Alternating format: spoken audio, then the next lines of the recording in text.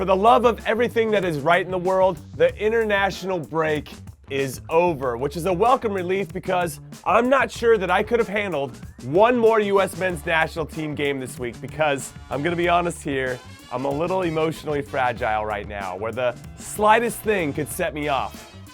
Wait, what? I just want some tea in a Chewbacca mug! Is that so hard? Anyway, that's why I'm happy to do previews and predictions to Club Edition. And first up is a big one, and it's between the two most successful clubs in English history, Manchester United versus Liverpool. And it's sometimes hard to remember that United have won more league trophies than anyone else, given how well they're doing these days, which isn't good, as they have become a shadow of their former selves as they just hope to get into the top 6 this season, which is unacceptable for a club of this stature. And as for Liverpool, even though they're pretty close to United, they've won 2 less league trophies, they have famously never won the Premier League. So there is a lot of baggage to unpack for both of these clubs heading into this game. Fortunately for the Reds, they have a tremendous team who have already built up an 8-point lead at the top of the table. So even though it's way too early to call them locks to win the league, if they don't, they will definitely be accused of bottling it, whether their supporters like it or not. Unfortunately for the Reds, they've got nothing to be unfortunate about, especially since the reigning FIFA Goalkeeper of the Year, Alisson, is available for selection after his long injury break. So I'd say all is good in Jurgen Klopp's hood right now. Fortunately for the Red Devils, they're going to most likely welcome Aaron Wan-Bissaka, Victor Lindelof, and Anthony Martial back into the team. And in their last 6 games against Liverpool at Old Trafford, where this game is being played, they have 3 wins and 3 draws. That's pretty good. Unfortunately for the Red Devils, David De Gea got hurt playing with Spain during this international break, and Paul Pogba is still out with his foot injury. Plus, United have only scored more than 1 goal in 3 out of their last 23 matches, and they're definitely going to need more than 1 to get something out of this match against Liverpool. So, I don't know. Can they score more than 1? I don't think they will.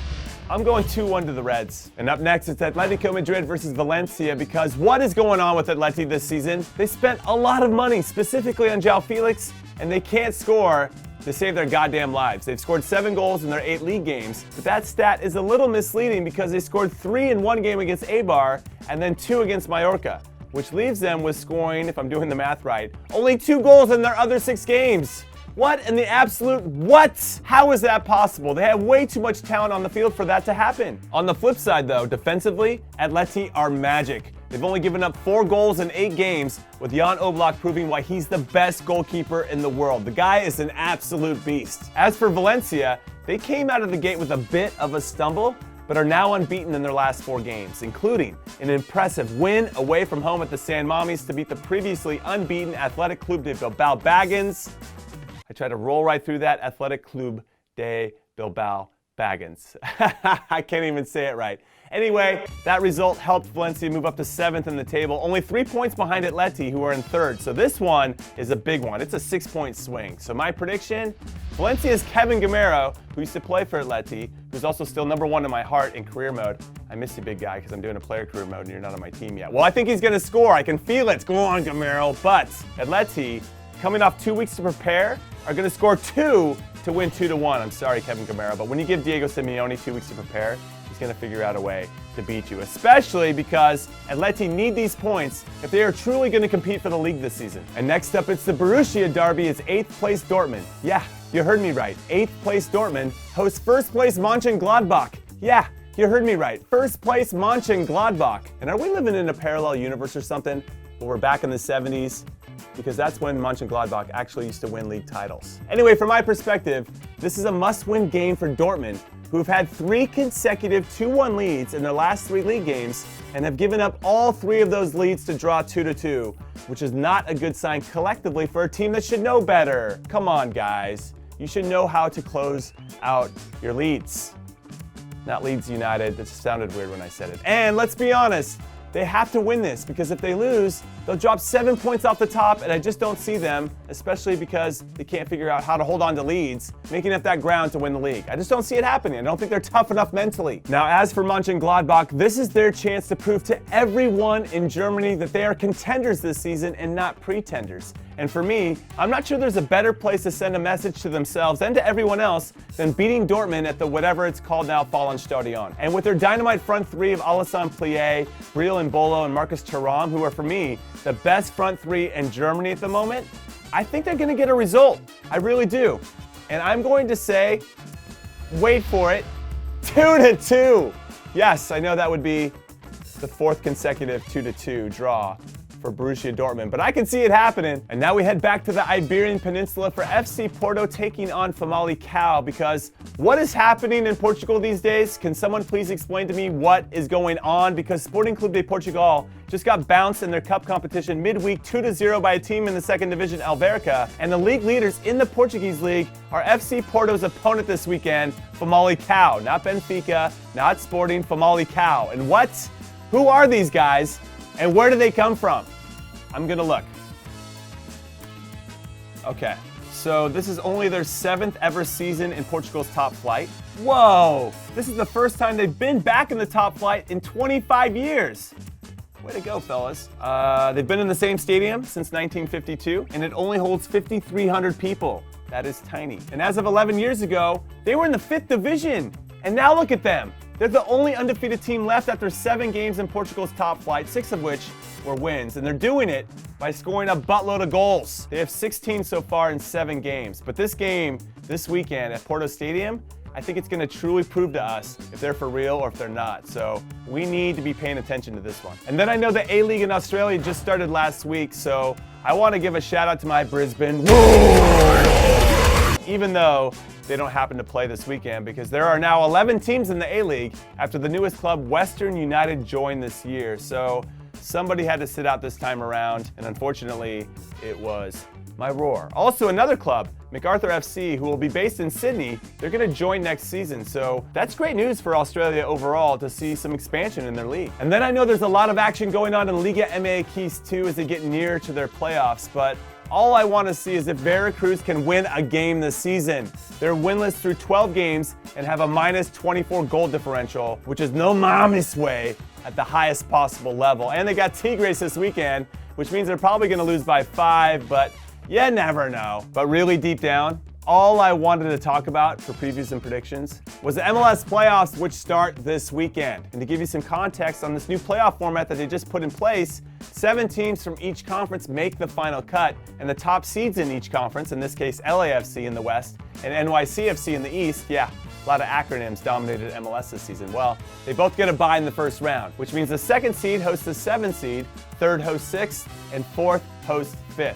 And then the winner of 4th versus 5th plays the number 1 seed in the quarterfinals. And then the other part of the bracket does their thing, and then they keep going until they get to the final. But also you should know there are no more 2-legged contests. The team with the best record hosts one-off take-it-all games, and that's it. It's single elimination. So here's my completely irrational, speaking from the heart predictions for the first round of these playoffs. And we're gonna start with Minnesota, who are hosting the LA Galaxy. Now, Minnesota have lost only once at their brand new stadium, and the Galaxy aren't great. Let's call them what they are. They're not great, especially on the road, but they have Zlatan, and Zlatan loves the big moments. Plus, if the Galaxy win, they'll play LAFC, and LAFC have never beaten the Galaxy before, so that game has to happen. I need it in my life. Carlos Vela versus Zlatan Ibrahimovic.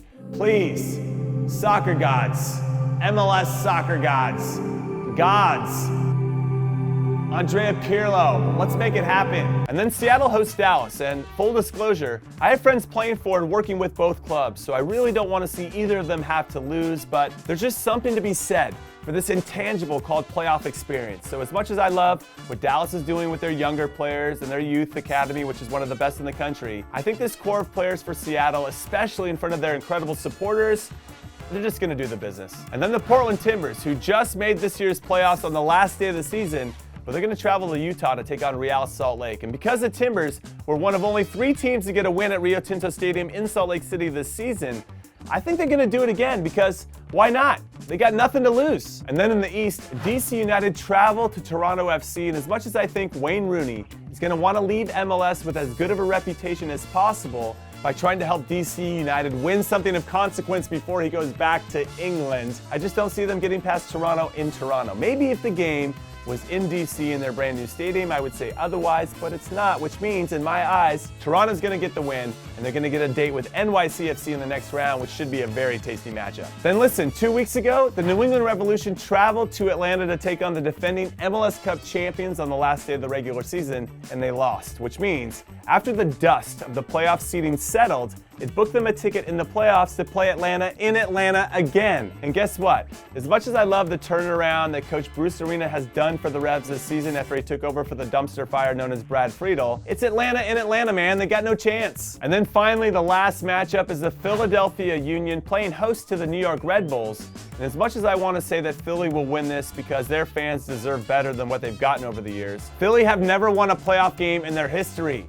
0, none, nil, zilch. While the Red Bulls, who usually come into the playoffs as a favorite, are now the underdogs, and I think that role is going to serve them well as they get the W. Sorry, Philly fans. So based on my predictions, after the first round of the playoffs are all said and done, I think we're going to see an LA derby in the quarterfinals, which is going to be...